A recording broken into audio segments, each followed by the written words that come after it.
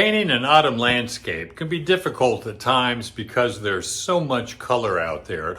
It's hard to know how to control the color and the values to make it work. So I'm going to look at some autumn paintings and talk about ways to control the values and the color.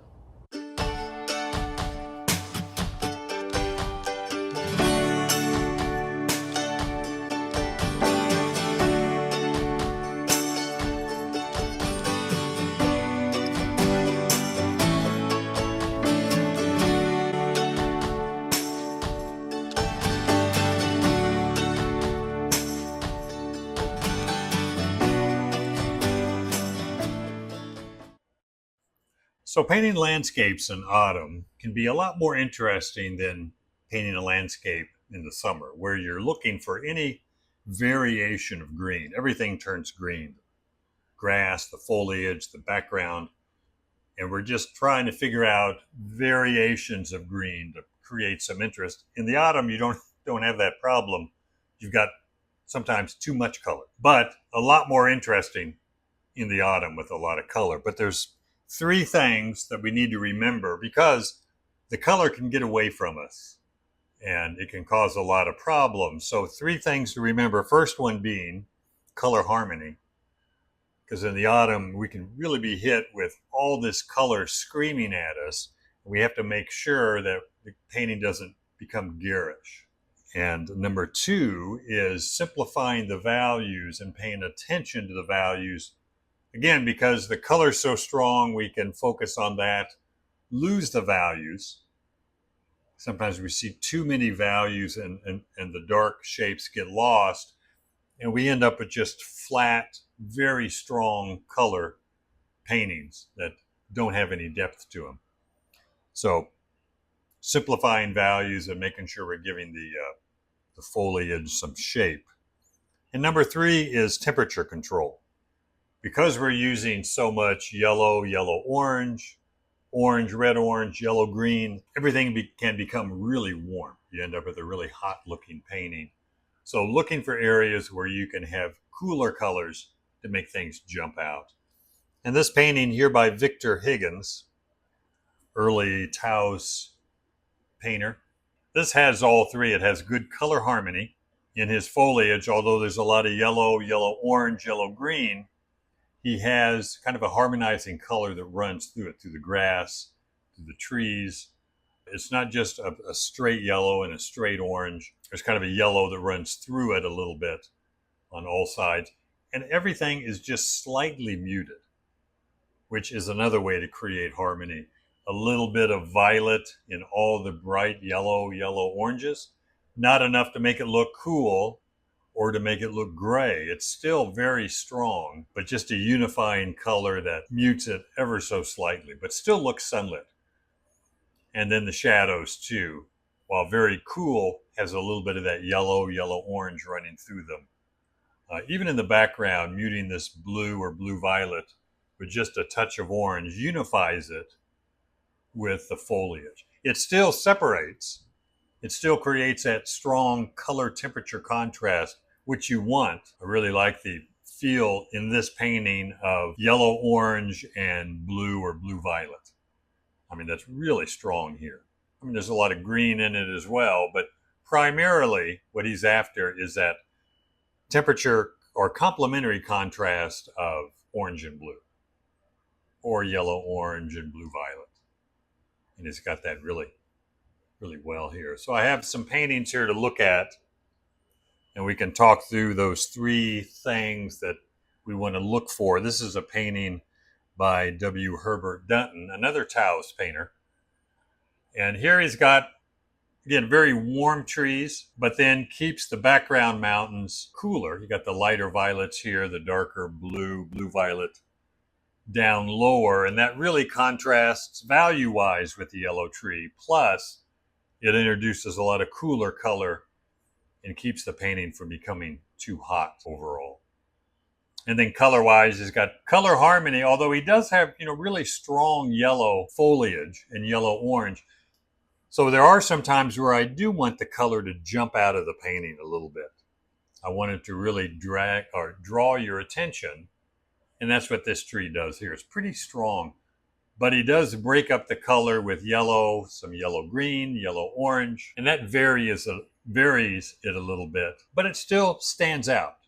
It harmonizes, but it doesn't harmonize too much. So I want harmony, but if you keep going with harmony, suddenly nothing stands out. Everything blends in a little bit more. So he does have these trees jumping out quite a bit, more than these trees that Victor Higgins did.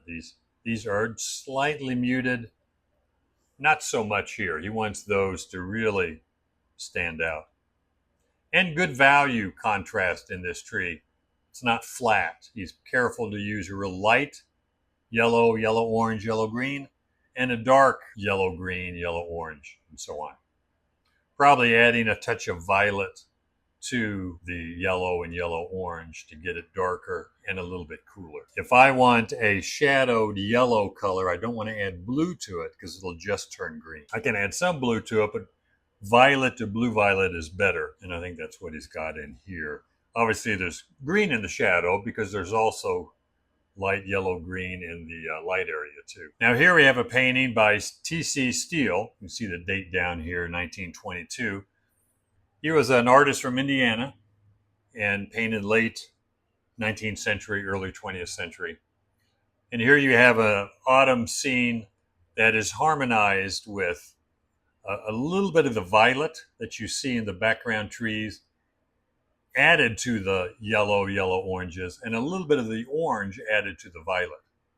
Same thing in the sky. There's a lot of yellow in there. So there's that overall sense of warmth or light kind of enveloping everything, and that holds the colors together. But he still has that strong contrast of yellows and violets.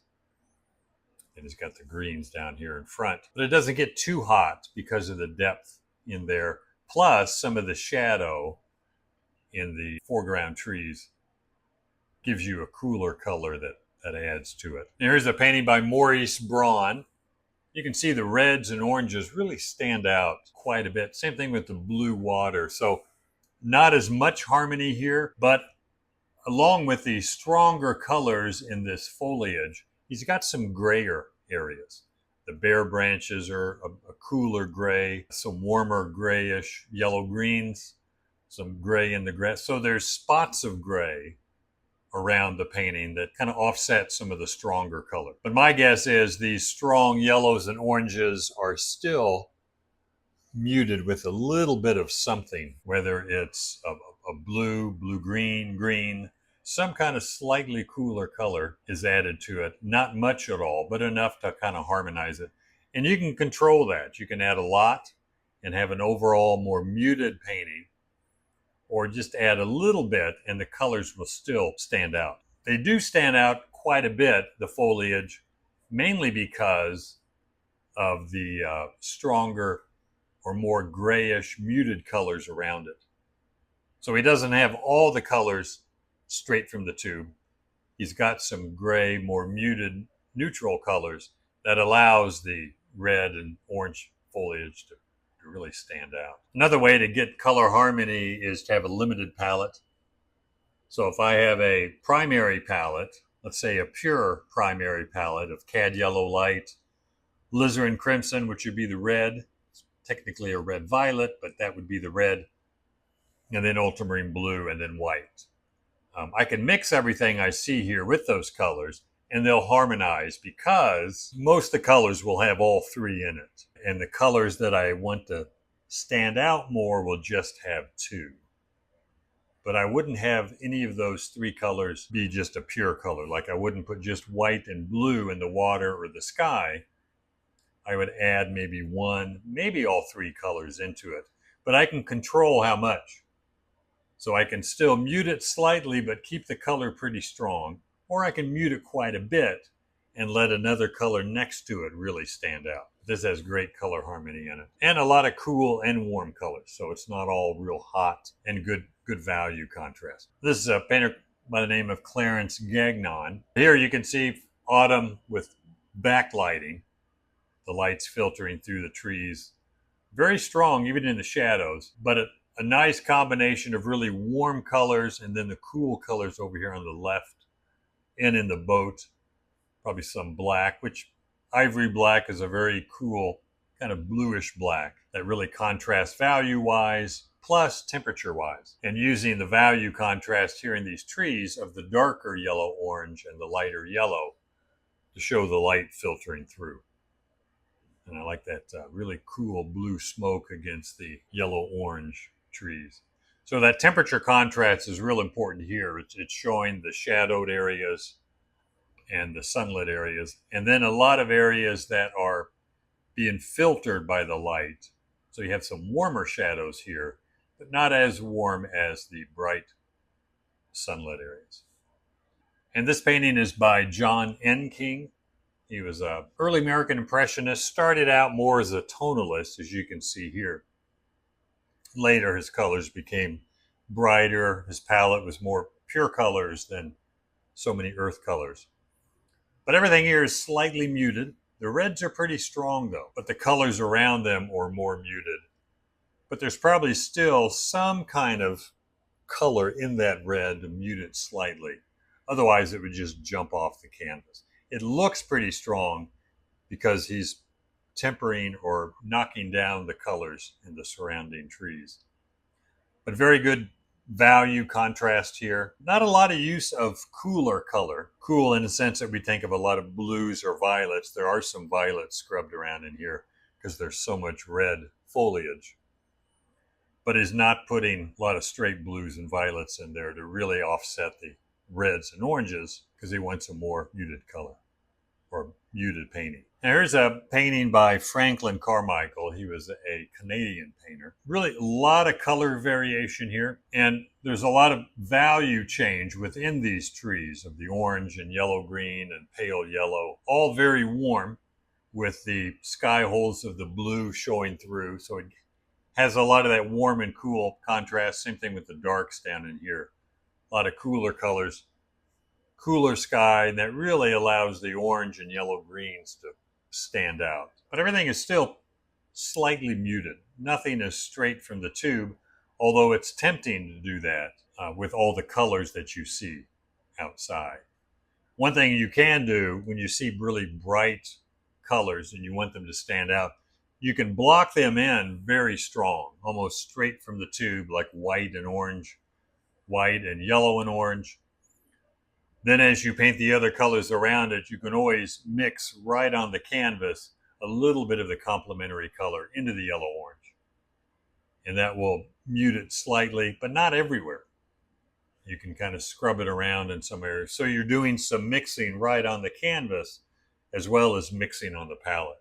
And mixing on the canvas gives you a little bit more color variation. But very strong contrast. The foliage here is the lightest. And then the darker sky and darker trees kind of sandwich those colors and make them jump pretty good.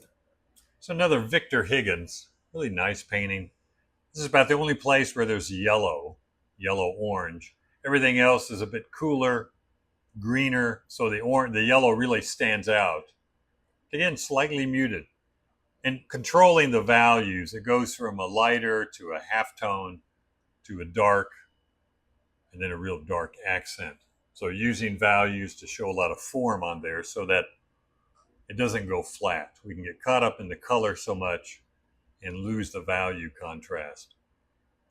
But a real nice composition, real kind of abstract feel to his. This is another TC Steel. Very harmonizing because everything probably has a bit of violet in it. The yellow oranges have a little bit of violet.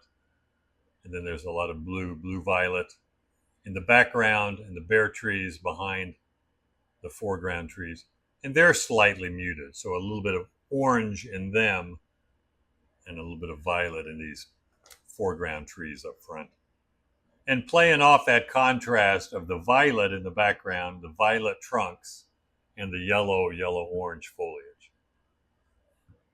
Which you get a lot in the autumn, that complementary color contrast of yellow, violet, orange, blue, red, green to some degree.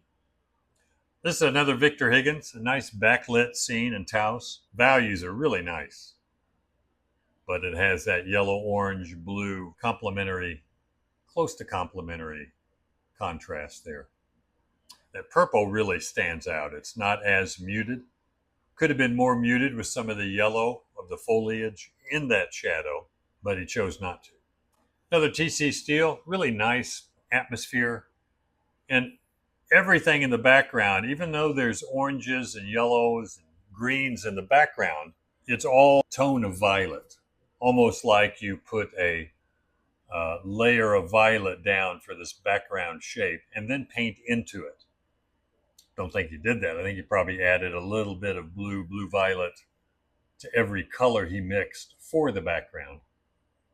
And then in the foreground, not so much. Some, but the oranges are a bit stronger with some violet to mute them slightly. And that gives it the color harmony. Everything has a little bit of orange-violet in it. Even the sky is a mixture of the two. So you can almost think of this as kind of an orange-violet color scheme. There is greens in there and some other colors, but it's primarily an orange-violet color scheme. A few of my paintings here, I'm using either a 3-color palette, cadmium yellow light, alizarin crimson, ultramarine blue, sometimes a little bit of phthalo green, but not very often. I don't think I have any phthalo green in here. And when I'm using those 3 colors, in fact, I might have some phthalo blue in here, I think. So got away from it a little bit. But using those 3 colors, I have a little bit of all 3 colors in everything. Even the sky, it's just a touch of yellow and red in it, not very much. But the yellow here, the yellow dominates, but there's a touch of blue and crimson in it. There's also some yellow and blue in it because of the green. The violet here is ultramarine blue, alizarin crimson, with a tiny bit of yellow in it. The water here, this blue-violet water, is ultramarine blue, crimson, tiny bit of yellow. So 1 or 2 colors are going to dominate, and then the 3rd color will always be the complement to mute it. So you can look at the foreground sunlit area. That's kind of a warm gray. And I can get that with the violet mixed with blue and alizarin, a little bit of yellow, or yellow and alizarin with a little bit of blue. No matter how you get there, you're getting the same way. I'm picking a definite color and adding the 3rd color, which is the complement. You can also create the color harmony by letting one color or using one color to mix into everything, whether that's violet and orange. So in other words, violet for the yellow oranges, the yellow greens, violet for the sunlit areas to mute them just slightly, and then maybe yellow orange for the shadow areas to mute them slightly. And again, you're controlling the intensity. It doesn't have to be gray by any means everywhere, but I want to be able to control it so I don't have colors that are just jumping off the canvas too much. Here's a painting in Colorado where I wanted these aspens to jump out more than anything else. So after the drawing, I would block that in with a simple white cad yellow and then cad yellow and violet for the shadow, and then just darker violet and yellow orange for the deeper shadow. And everything else slightly muted. The violets in the distant mountains have a little orange or yellow orange in them, just to mute the green slightly. But I can always come back to these bright aspens and knock them down directly on the canvas. But hold in reserve your strongest color. Mute everything else, at least slightly, sometimes a lot, and then decide where your strongest color is going to be. And you can come back and control it by adding some complement if it needs it. This one also wanted to really push the yellow, orange, and violet with the water, the background, the bare branches up near the top, and some of the shadows in here. Now there is greens and yellow greens in here as well, but it's basically yellow, orange, and violet. And looking for the strong value contrast between the foliage and the tree trunks, and the lighter background, and everything compared to the real light sky. This one also, I wanted these aspens to be the lightest, so I put them in pretty much just white and cad yellow. And then as I mixed everything else, Everything else is slightly muted, and I can come back and scrub in a little bit of violet in the light yellows if I want to. I can control it, in other words, to make it stronger or more muted. And a lot of blue violet in everything, just to kind of harmonize, hold it together, and really focusing on the value. I tend to focus more on value in the autumn because I know the colors can get away from me. So if I can control the value and have a limited palette, I can control the colors and the values a lot easier. Same thing here. I've got stronger yellow in the shrubbery here and yellow green here. I kept that as strong as I could for as long as I could, and then came back and just added a little complement to them.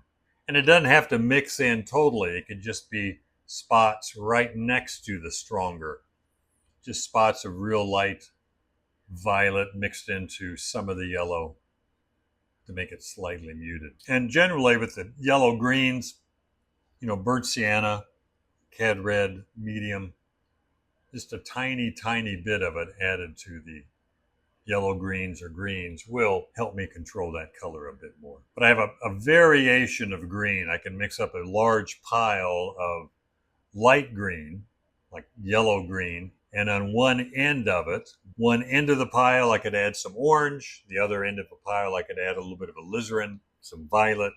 And that gives me a variety, or some burnt sienna is what I have in here, mixed into the yellow-green to give me some variation of green. And that variation of green is going to slightly create a muted overall color for the green and allows the yellows to kind of stand out more. But it helps to have areas of more neutral grayer color. That's going to allow the stronger yellow aspens in the background and the yellow bushes to stand out a bit more. And last one here, it's a small Colorado scene, pushing these yellow, orange, yellow, green aspens in the foreground pretty strong, but coming back later and chopping in some violet and keeping the violet in the background pretty strong. Here I have a lot more color temperature contrast or complementary color contrast. The yellow, orange, and blue violet, they really jar. They make a lot stronger painting than having all the colors harmonize too much. I'm kind of really separating the colors more, while still trying to control it so it doesn't get too out of harmony. A lot of broken color in the foreground shadow, and that helps harmonize it as well. But I don't have too many value changes. I have maybe 3 value changes in the foreground. So I'm not looking for a lot of value changes within the shadow, but I am looking for a lot of color change. 3 values and probably 4 or 5 colors where they slightly blend with each other and kind of harmonize each other, while still having a lot of variation. Trying to understand autumn, because again, it can really get away from you.